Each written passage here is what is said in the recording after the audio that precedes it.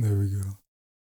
Hi, I'm Fleshed Out Thoughts, and I love fleshing out thoughts for extended periods of time.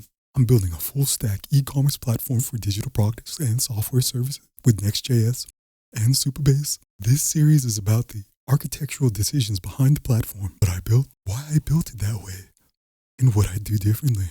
Today we're going to be getting into testing strategies for my Next.js e-commerce platform. Testing is an investment decision, not a moral obligation. Every test I write has a cost. Time to write it, time to maintain it when the implementations change, time to run it in the CI, and a benefit, catching a bug before it reaches production. The question isn't, should I test this? It's, what is the most valuable thing to test given that I am a solo developer with finite time? My platform processes real payments, applies real coupons, and manages real license. A bug in the product listing page is annoying. A bug that double charges a customer or lets 101 people redeem a 100-use coupon is catastrophic. My testing strategy is built on that distinction. This video is about what I test, how I test it, and what I deliberately don't test, and why. I'm a solo developer with finite time. So I start every testing decision with the same question. If this bug made it to production, how expensive would it be? My highest investment areas are the ones where bugs are catastrophic. The checkout flow, a double charge means a chargeback, a customer service escalation, and trust damage, coupon redemption, a race condition that allows 101 uses for a 100-use coupon is direct, measurable revenue loss. Order state transitions. An impossible state means a manual database edit in production. Authorization. An idle bug means one user rendering another user's order, which is a data breach. Idempotency. A duplicate Stripe webhook processed twice means double fulfillment. My lowest revenue areas, or where I invest nothing at all, are the tests with the highest maintenance costs and lowest signal. Individual UI components, implementation details like the number of times a function was called, individual UI components, implementation details like the number of times a function was called, third-party API surfaces, load testing, which my traffic doesn't justify yet. The goal isn't high code coverage. The goal is high confidence in the paths that money flows through. 2 test layers, mocks for units, real DBs for integration. My testing setup uses 2 distinct layers, and the boundary between them matters. For unit tests, pure logic discount calculations, coupon validation algorithms, and state machine guard conditions, I mock the Supabase client with Vitest. The mock returns controlled data. The tests run in milliseconds.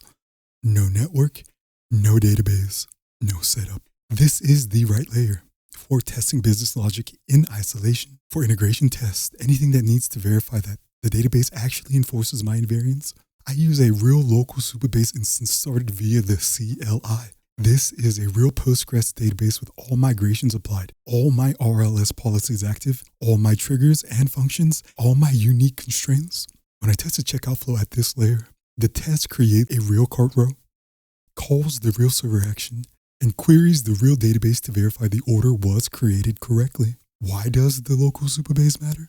Because a mock doesn't enforce RLS. A mock can't tell you if your row-level security policy has a bug that lets users read each other's data. A mock can't verify that your unique constraint on Stripe event ID actually prevents the duplicate webhook processing. A mock can't test the select for update serializes concurrent coupon redemptions. The database is where my business invariants live.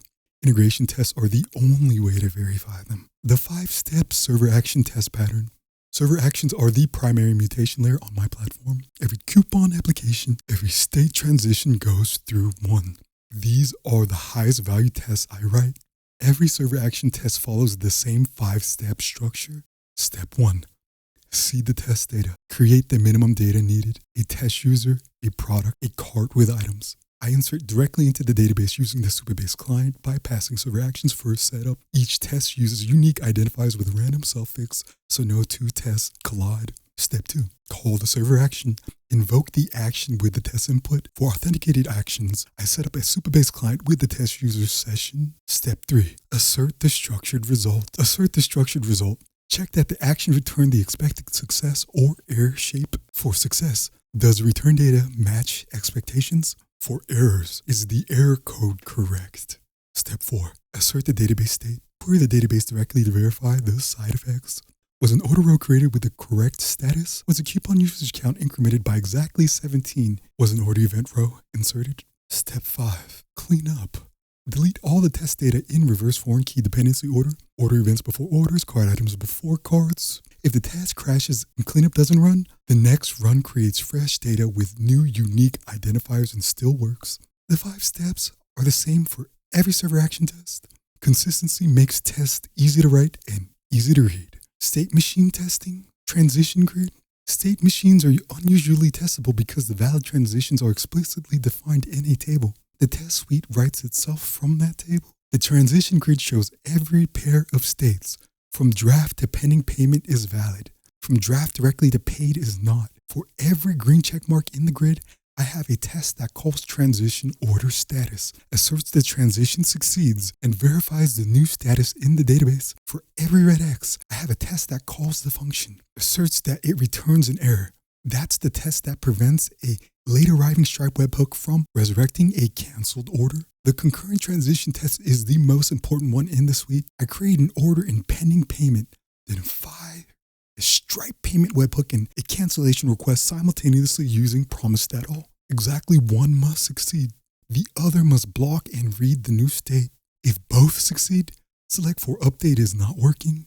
This is the test that sequential testing never catches because sequential tests always see a consistent state.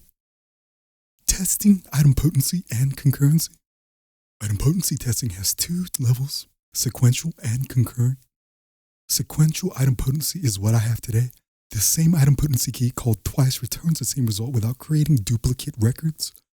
For checkout, I generate a random key, call the checkout action twice with that key, assert that both return success, and query the database to confirm exactly one order was created. If both calls create an order, the unique constraint on the idempotency key is not working. Concurrent idempotency is what I'm adding next. This is the test that actually finds race conditions. For coupon redemption with max users is 1, fire 5 simultaneous checkout requests using promise.all, all attempting to use the same coupon. Exactly 1 must succeed. 4 must fail with coupon exhausted. If more than 1 succeeds, the select for update in my increment coupon usage if valid function is broken. The important point. Sequential tests for these scenarios always pass. If you call the coupon action twice in a sequence, the second call sees the updated usage count and concurrently returns an error. The race only appears when both requests read the same initial state before either commits. Promise.all approximates this. K6 with hundreds of concurrent virtual users makes it reliable at scale. Authorization testing, the adversarial path. Authorization tests are adversarial by definition. You're not testing what works, you're testing what should be rejected. 5 test categories I run against the real local Supabase database. Cross-user access. Create user A and user B log in as a attempt to read B's order and profile. Every attempt must return a 404, not 403. Returning 403 confirms the resource exists, which is information a probing attacker can use. Unauthorized access, call every protected server action without a session token, no cookies, no GWT. Every call must return unauthenticated error. This catches the case where middleware fails to run or is misconfigured for a specific route. Privilege escalation. As a regular user, attempt admin-only operations, deleting a product, reading all user profiles, accessing admin routes. All must return forbidden. Direct RLS tests. Using the Supabase add-on client directly, not through my server actions, query tables protected by RLS. The results must be 0 rows, not an error. RLS should filter silently. ID enumeration resistance, request resources with sequential or guest IDs as a non-owner. Assert 404 for all. Response times must be consistent. A timing difference between not found and found but not yours reveals resource existence. Run all of these against a real database. Mock clients don't exercise RLS. Test data management. Isolation without fragility. The principle. Every integration test creates its own data, runs independently, and cleans up after itself. No test depends on data created by another test. I achieve this with unique identifiers. Every test generates a random suffix, 8 characters from a UUID, and uses it for every identifier it creates. Test user email is test suffix at example.com. Product slug is product suffix. No 2 test runs ever create the same data. Cleanup runs after each. In reverse foreign key dependency order events before orders, because order has a foreign key that order events references cart items before carts. If I delete in the wrong order, Postgres' foreign key constraints will raise an error and the cleanup will fail, leaving orphan test data. Order matters. If a test crashes mid-run and cleanup doesn't execute, the next run still works. It creates new data with a new suffix. The orphan data from the crash test sits in the database but never interferes with anything. I periodically run Supabase DB reset to clear accumulated orphan. Unit tests don't touch the database at all. The mock Supabase client means there's nothing to clean up, and they can run without a local Supabase instance. End-to-end testing with Playwright. I use Playwright to test 5 critical flows against the full stack, browser, server, and database. P0 flows block deployment, guest checkout and login signup. Guest checkout walks through the full purchase, browse, add the cart, enter shipping details, pay with Stripe test card number, and verify the order confirmation page and the database record. Login and sign up test the full authentication flow, including the session cookie.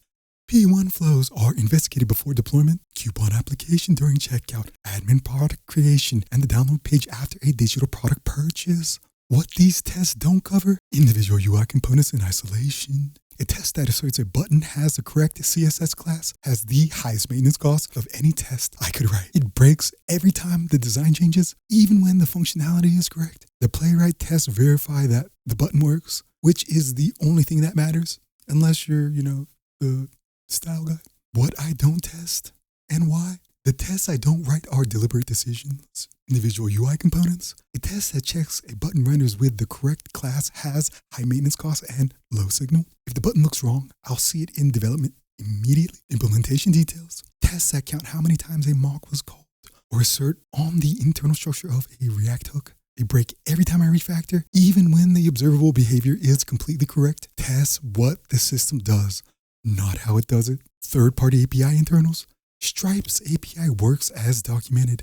I test my integration points, the webhook handler, the payment intent creation call, the response handling, not Stripe's surface area. Their test suite covers their code. Load performance. My traffic doesn't justify the setup cost yet. Load test without calibrated traffic data produces numbers that don't mean anything. When I have real concurrent users, I'll add K6 against the checkout endpoint. Each of these tests is a deliberate exclusion. The testing budget freed up by skipping these goes into more state machine tests, more concurrent idempotency tests, and more authorization scenarios. Test where bugs are most expensive. Skip the rest. Testing is an investment decision. Allocate budget to checkout, coupon redemption, state transitions, and authorization. A bug there is catastrophic.